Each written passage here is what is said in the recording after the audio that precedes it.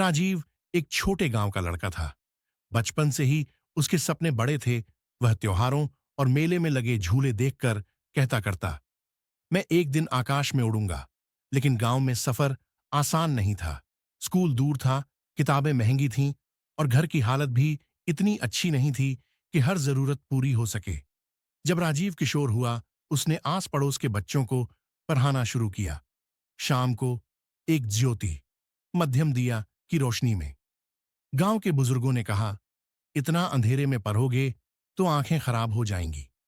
पर राजीव ने कहा, मैं अपनी आंखें नहीं, अपने सपने देखता हूं। समय बीतता गया। एक दिन शहर में एक परीक्षा हुई, सरकारी छात्रवृत्ति की। राजीव ने कोशिश की, परिणाम आया, वह पास हो गया।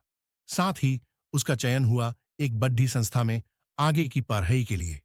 गांव वाले हैरान थे कि यह कैसे संभव हुआ, लेकिन संघर्ष अभी खत्म नहीं हुआ था।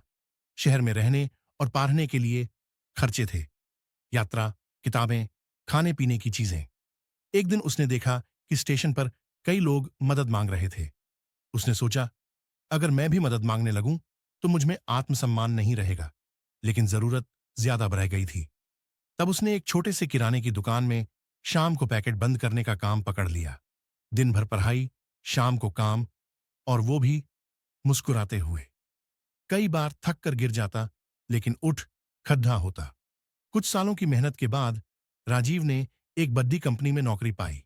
अपनी पहली तनख्वाह उसने गांव जाकर माता पिता को दी और उसी दुकान वाली चाबी की नोक पर लिखा, मेरी मेहनत, मेरा सम्मान।